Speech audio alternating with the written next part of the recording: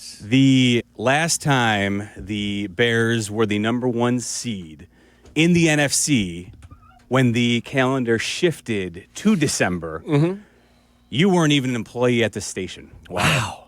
Back in 2006, and that, of course, was the year that the Bears went to the Super Bowl. You would come over shortly after, if my memory serves correctly. And you all would regret that mightily from that day forward, but go ahead. And no, we absolutely celebrate that day, I believe. It's called the Waddle Day here around the station. But the Bears, the last time they were the number 1 seed in the NFC when December began, it was 2006. Of course, the Bears went to the Super Bowl that year. Yeah. Things didn't work out the way we hoped. Nevertheless, though, it was a triumphant season. Yes. And the last time the Bears had 2 100-yard rushers, it was 1985, Waddle. That's crazy. I also heard the stat that it's been since 2008 that any team in the NFL has had 2 100-yard rushers in any game. And I know, like, if you think that through, you'd be like, well, it's probably a really difficult thing to accomplish, but I would have thought that it had happened since then. I think that just goes... It was Matt Suhey and Walter Payton back in 85, right? Absolutely. And that just speaks to where the league has gone in terms of not, finding offenses that will rely on the run and then having that success. To have 2 different runners just speaks to the offense that Ben Johnson has put together here. It's not just DeAndre Swift. It's not just Kyle Monangai. Whoever they put back there is successful because he knows how to scheme it up. Yeah, I mean, look, I think the good kid, Yerk, talked about it in his keys to the game about how you got to let these, Philly's got a really talented D-line. I watched the film today. They're very undisciplined, and you can catch them out of their gaps, and they're overly aggressive, and you use their aggression against them. It was such a good, short week, too, where Ben Johnson's game plan was just, they took advantage of what they saw on tape from the Eagles. And, that stretch play, a lot of misdirection, a lot of counter stuff, that misdirection where, the outside guy, the outside defender has to honor the Caleb Williams boot. So he has to stay wide. You can't come crashing down because if he doesn't hand that ball off and you've come crashing down, then Caleb's going to circle around you and either throw or run. So that outside defender has to come upfield a little bit, and when everything is flowing the other direction, there was an alley that I take nothing away from Monangai or Swift, but like that offensive line deserves, and tight ends and willing blocking receivers, they all deserve a ton of credit. But the scheme on a short week on the road was just... It was really it was fantastic. And listen, Jeff, to go into Philadelphia, and again, I said this all week last week, don't confuse this Eagles team with last year's Super Bowl champs. Not to overly diminish them. They were still an 8-3 team. They were at home. They'd gotten their their asses beat late by the Cowboys the week before, so you thought they'd be ready to play. And the Bears went to Philadelphia on a short week and bullied the hell out of the defending champs. I mean, it was so much fun to watch. And the truth is, part of the reason why I'm so excited as a Bears fan is because, look, this is what I expected when the Bears hired Ben Johnson. Now, I will admit that this has gone, that my confidence was shaken a little bit in week 2 after the Bears had just lost their second straight game and had a 50-burger put on them by the Lions in Detroit. My confidence was shaken a little bit in that moment. That's human nature. But I still believe that Ben Johnson was absolutely the right hire. And now that they've won 9 of their last 10 games and find themselves atop the NFC, I feel vindicated for sure. Watching the way Detroit has struggled over the last few weeks with their play calling, having some of their issues, it just reinforces my belief that Ben Johnson was the mad scientist, the genius that really was, I think he was really the fuel in what was going well in Detroit. Now, I think Dan Campbell is still a good head coach, but I think Ben Johnson is proving, Ben Johnson is proving why he was so sought after, not just this offseason, but the prior offseason when a lot of people wanted to hire him as a head coach. And the Bears are 9-3, and I think they've gotten there in a fashion that is not even the best possible version of themselves. I think there's a ceiling where they can go even higher. Well, I said last week, look, I didn't have them 9-3 after 12 games. I did have them winning 9 games. I was adamant that you don't bring in Ben Johnson. You don't use as many resources as you have used on the offensive side of the ball without getting some substantial return on your investment, which then should lead to more wins and losses. But under no circumstances did I think that those 9 wins were going to come in their first 12 games. But, Jeff, I said, I felt last week and that record-wise, it almost feels like they're a little ahead of schedule, maybe like the 2015 Chicago Cubs, and I won't put a limit on anything that they should or could accomplish this year. But as I've said a bunch, what's most comforting to me and what resonates most with me is that I truly believe, despite the 9-3, they're the number 1 seed in the NFC. I still think the best is yet to come. Because the foundation is being, laid. Yes, is being You're laid. pouring the cement. It's not even dry yet on the foundation. I mean, like I said last week, and maybe I sound like I was a little bit too, not positive enough on 2025, and Lord knows I am. But like I think this team to me felt more like a 2026, 2027 story. But as things have unfolded over the course of the last several weeks, like.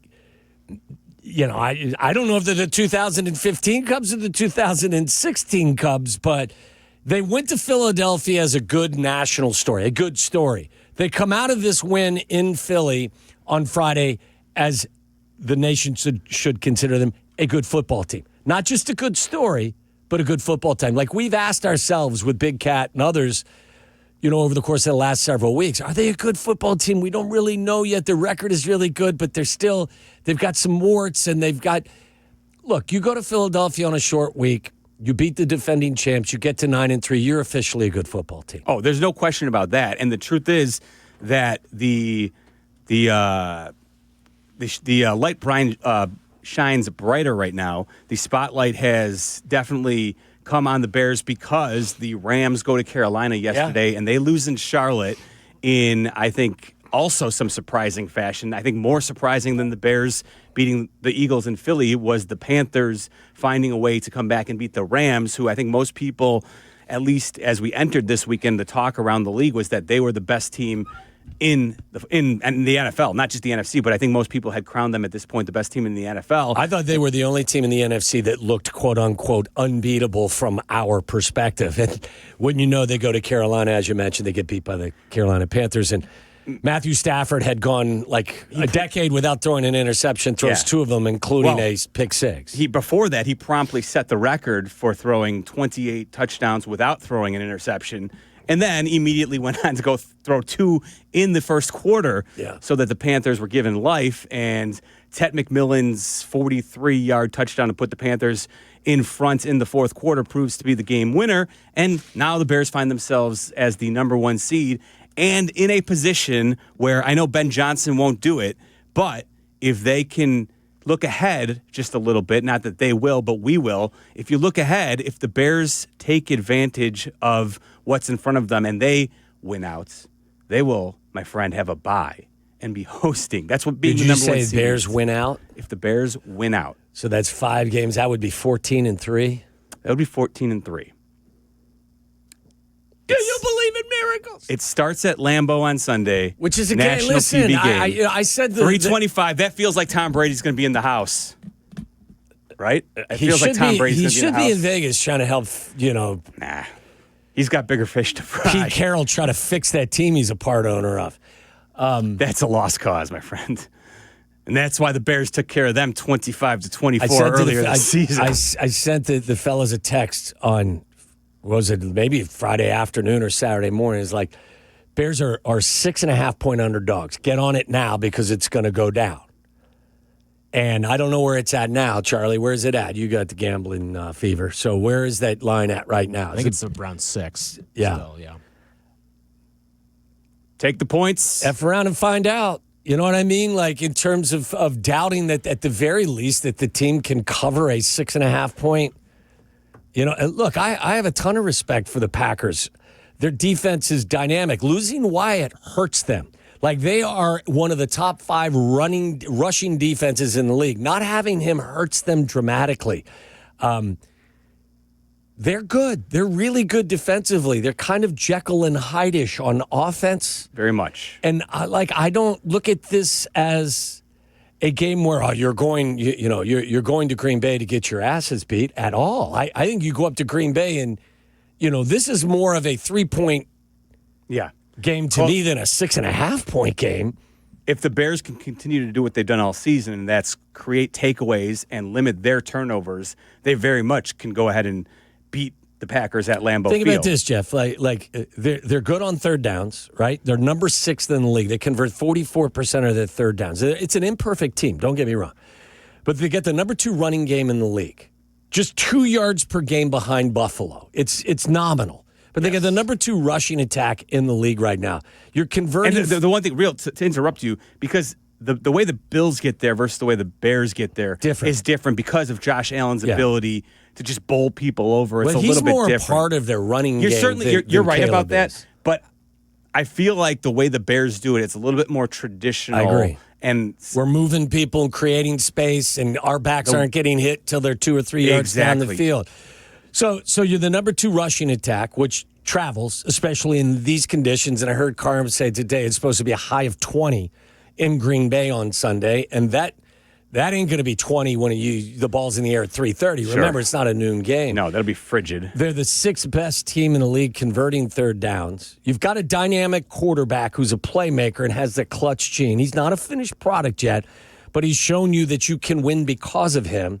Your defense statistically isn't eye-poppingly good, but they are very good on third downs, and they take the football away more frequently than anyone else in the league. And by the way, they're as well coached as anyone in the league right now as well. So, as I hand that over to you, I say I have a lot of respect for the Green Bay Packers, but with some of that information and some of that evidence that has been built over the course of 12 games, I as a fan, I don't walk into anybody's building fearing any of these teams in the league right now. Nor should you, I don't think. I think Ben Johnson has given Bears fans confidence to believe, especially after Friday, that you can go ahead and I get back to, I think every time now they go into a game, they have a coaching advantage probably 95% of the time.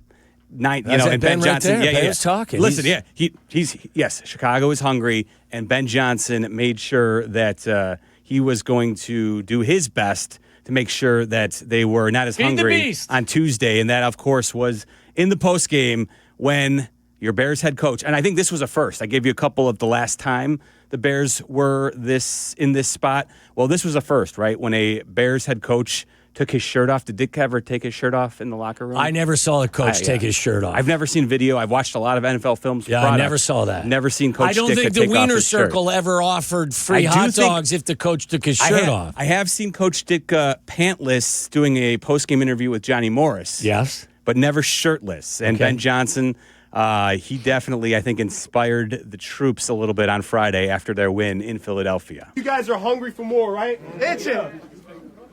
Let me tell you something. The city of Chicago's hungry, too. The city of Chicago!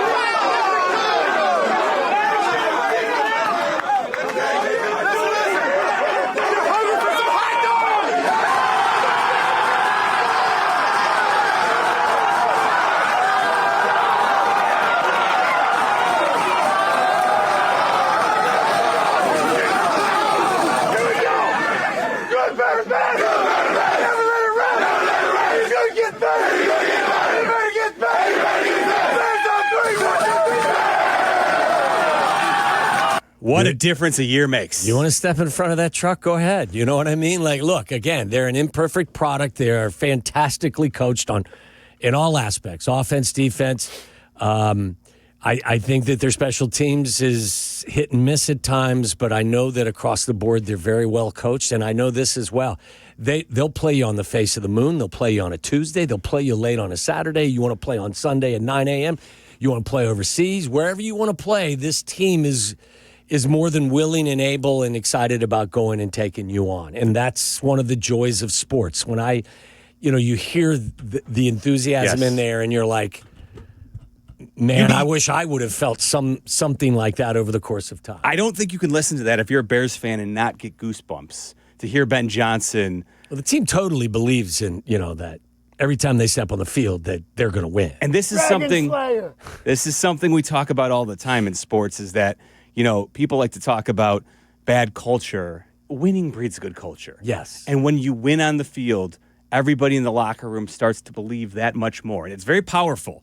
And when you get in spots, you can kind of see the difference on Friday between the Eagles and the Bears. The Eagles had just, you mentioned it, coughed up a 21-point lead the previous week against the Cowboys. They end up losing that game 24-21. And I don't know about you, but I personally didn't love the fact that the Cowboys completed that comeback because I was like, you're probably going to get a more focused Eagles team on Friday on a short week. You're the road team. Yeah. I didn't think it was setting up well, but at the same time, I wasn't dismissing the fact that the Bears could win the game because, again, Ben Johnson has given me this belief. The best thing about where the Bears are at right now for me is that I truly believe this is only the beginning. Yeah. I think what Friday should have solidified for any Bears doubter out there is that they got a guy who I think you can strongly believe is going to be the reason why they're going to be in the race. And year after year, I think playoffs is the bare minimum expectation when the Ben Johnson era starts going forward. We've always talked about the Packers. You want to be a team like you always can count on being in the playoffs year after year. You don't want to be the Steelers because they obviously lose in the playoffs all the time. But you want to be a team that can consistently believe that you're going to have that chance year after year. I think Ben Johnson is just getting that train moving in the right direction, and I think it's only going to get better. Yeah, listen, this team believes, and the following, I think, is an example of that. They're up, I believe it was 10-9, right? When yes. the tush push. Well, yeah, the interception first and then the tush push. Right, the tush push, I believe, wasn't it 10-9? It was, yes. The Eagles are driving to take the lead. After Caleb had thrown the interception to Jalix Hunt. Right. I'm glad that you used... I have to make sure that I say it. I get you. But they're driving. They're basically inside the 15, right, at that point? You're feeling the momentum of the game starting to shift. Yes. I said shift. I said Hunt. And then as they have done so many times this year, they find a way to take the ball away. Like, the Eagles don't do that. No. The Eagles usually it's the tush push works and then they just shove it down your throat and they make you like it. Yes.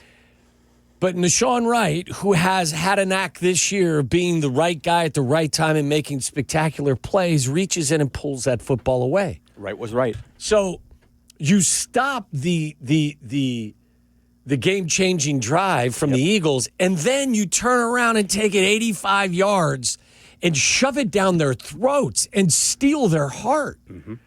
Like, that's the kind of, like, if you said to me, give me a series of events in a game that defines the Bears, that would, to me, at this particular time, I would say is the thing that kind of epitomizes who they've been this year. You get a timely turnover, then you take the ball and you march it down the field and take advantage of that turnover. As we've said, there have been plenty of moments where there has been good fortune that has come their way. But when you're given good fortune, it's up to you to make the most of it. And that's where they have done just an elite job of taking those positive opportunities and making the most of it. And I think that the tenor of the game kind of changes. They score another touchdown, on the beautiful throw to Cole Kmet. It was like, if there was any doubt on that sideline, it was erased by the play that Nashawn Wright made, getting the ball back to the offense and then the offense taking the length of the field and kind of stealing the heart of that Eagles defense. So, yeah, I hadn't really thought about it, but as you're laying it out, I'm thinking about it, and I think years from now, because I will say this too, real quick. At that point, I heard Carm say this too. I was like sitting on my couch going, "Oh no, yep." This is where this is where it was like, hey. They were dominating the game, and they were only up 10-9. Yeah, but this is where the table's going to turn a little bit just in this game, and reality's going to smack you in the face a little bit just for this particular game. And no, Nashawn Wright said no. Yeah, and credit to the Bears defense because to be ready for the tush push, and clearly that was something that Nashawn Wright had been told. Hey, this is how we're going to try and attack it. If they're not going to blow it dead. be ready to be Johnny on the spot, come around from the side, and rip the ball out of Jalen Hurts' arms. And to his credit, he not only did that, he was also able to fall on the ball and prevent the momentum from shifting to Philadelphia's side. Man, you got to love the city of Philly. The Boo Birds out in the first half, early and often. I love the fact that the Bears were able to do that to the defending champs. It was such a good Friday. Black Friday. I don't think anybody in Philadelphia had seen something like that happen in recent years, where an opposing team comes into your building and just bullies the hell out of you. Because the Bears bullied them off the field running the football. They took a page out of the Eagles playbook, running the football and playing good defense, and they did it to the Eagles better than they've done all season long, as the Bears had 2 100-yard rushers. Waddle pointed out they're amongst the best teams in football when it comes to running the football, which I think old-time Bears fans have to be ecstatic about that. Because, listen, when it's always great to watch an airstrike offense go out there and just throw up a bunch of points. But when you're watching a football team just ram the ball down the field, what have we said too, can't Jeff? be stopped over and over again. You're a Ben Johnson sycophant, much in the way that I'm a Ben Johnson sycophant. I've said this all year long. The foundation of Ben Johnson's offense is running the football. Everything comes off of it. Everything comes off of it. If you go back to his time with the Detroit Lions, the 3 years he was there, they were a top 5 rushing attack every single year. And it translated into being a top 5 overall offense every year. The foundation of what they do is run the football. And especially when you play in these, elements, of course, fair weather. In Detroit, they're indoors for half of their games. Mm-hmm. Then you're indoors against Minnesota. You're indoors for, probably at times between, I think Goff what would you say, 9 to 11 games? No, I think last year, the Lions had 11 or 12 games indoors last season. And I think it's similar this year. You get 8 at home and then another couple, usually, like you said, division, and then 1 or 2 from the conference. Well, then you play, if you play Chicago or if you play Green Bay earlier in the season, it's not even in beautiful conditions at that point. Yeah. So, it's cool. I listen, I feel like a 12-year-old kid again, watching your favorite team play. Back in the day, it was the Reds. Now it's the Bears. But watching them do things like this, it just, you sit down and whether you're at home, you're at the game, wherever you are, you're expecting good things to happen because that's what they've done. They've come up with good things each and every time out there.